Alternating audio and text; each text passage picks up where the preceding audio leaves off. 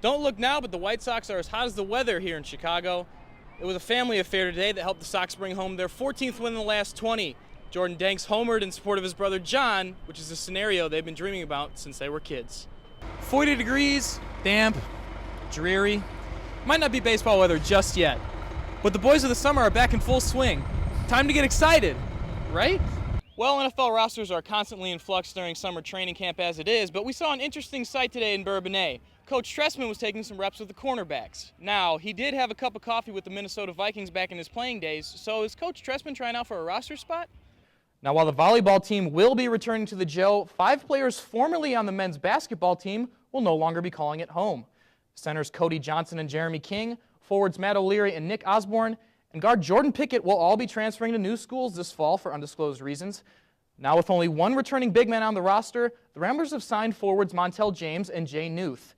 James spent last season at Coffeyville Community College, where he averaged nearly 14 points per game, while Newth hails from Johnston High School in Iowa. We reached out to head coach Porter Moser about the news, but he declined to comment at this time. According to the agreement that was reached on April 14th, Tom Ricketts and the Cubs are set to receive almost everything they proposed at the January Cubs convention. That includes improved player facilities, fan amenities, and a $200 million boutique hotel set to go on the Triangle, which is the area set next to Wrigley Field. But these changes weren't what was holding up the negotiations. The real issue was the renovation set to go on the outside of the park, which includes a 6,000 square foot Jumbotron set to go behind the left field bleachers. Now, that has the rooftop bleacher owners up in arms. They're claiming that a Jumbotron of this size would at least partially block some of the rooftop views, which would be a violation of the contract they currently hold with the Cubs. The excitement of Arch Madness has come and gone, and unfortunately so have the Ramblers. But now it's time for March Madness. And even though the Ramblers aren't a part of it, Loyola students are still involved in the spirit.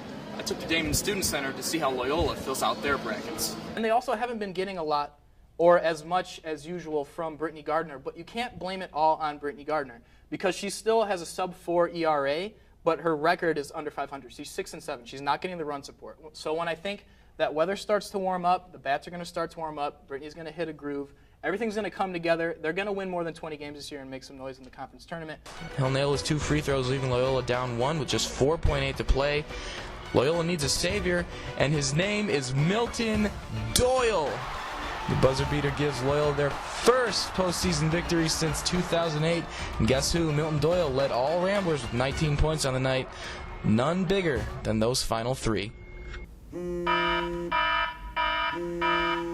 Loyola Junior Dwayne Williams has made a habit of waking before the sun rises on Tuesdays and Thursdays.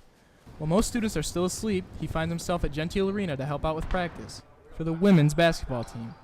Away from campus, defensive ends keep playing musical chairs in the NFC North. First, Julius Peppers heads to Green Bay, so Chicago Bears GM Phil Emery countered by going to Jared's. The team scooped up Jared Allen from the Vikings on a 4-year deal worth a guaranteed $15.5 million. The 32-year-old ranks 12th all-time with 128.5 career sacks. After eking out a first-set victory, some words of wisdom from head coach Shane Davis got the defense clicking. Nick Olson stuffs this attempt for one of his team-leading 5 blocks, and later Caldwell laces home his 10th kill to give the Ramblers the straight-set sweep. Hey, check it out after this.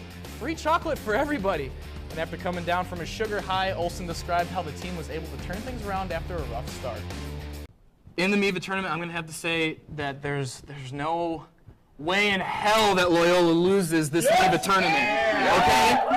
They've lost 6 sets in the MIVA all season long, 2 of them to Ball State, and that's what we're looking at right here. They had one of their top players, Thomas Jeske, sit out the entire time and still found a way to win. I mean, come on. Campus was abuzz with the news that the undefeated Wichita State Shockers were coming to town. Wednesday's matchup against the 3rd-ranked team in the nation marks the first time a ranked opponent has visited Rogers Park since 2010. 4-minute mile runners Tim O'Hara and Sam Pedson-Stadler weren't the only Ramblers with a little history on their mind. The capacity crowd of nearly 4,600 packed Gentile Arena on Wednesday to watch David try and take down Goliath. Chicago native Fred Van Fleet had quite the homecoming. This 3 here was part of his 22 points, go along with 8 boards and 6 assists. Shockers controlled the glass all night, out-rebounding the Ramblers by 17. Loyola was down just 7 after halftime, but State pulled away late and capped things with this dunk late by Darius Carter. Loyola falls 88-74, and after the game, head coach Porter Moser said one play told the whole story.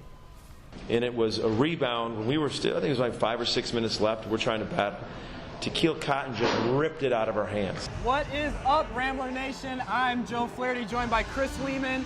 And if you might not have noticed, this isn't Pearson and Wabash. Where are we, Joe? We're at Gentile Arena. We're courtside for Midnight Madness. This isn't Sparta, but this is madness. Well, not only do Loyola athletes sprint, they shoot, they stuff, they spike, and I sit right here at the anchor desk and tell you all about it. But today it's different. Today, I say enough with the suit and jacket. I may only be a few weeks from graduating, but I'm finally taking my shot at proving I was slighted out of an athletic scholarship. This is Pros versus Joe. Since Dwayne and Dom have only been practicing with the women's team for about 4 weeks, their long-term impact remains to be seen. But with all the positive feedback so far, it seems like this idea has been nothing but net. For LEC News, I'm Joe Flaherty.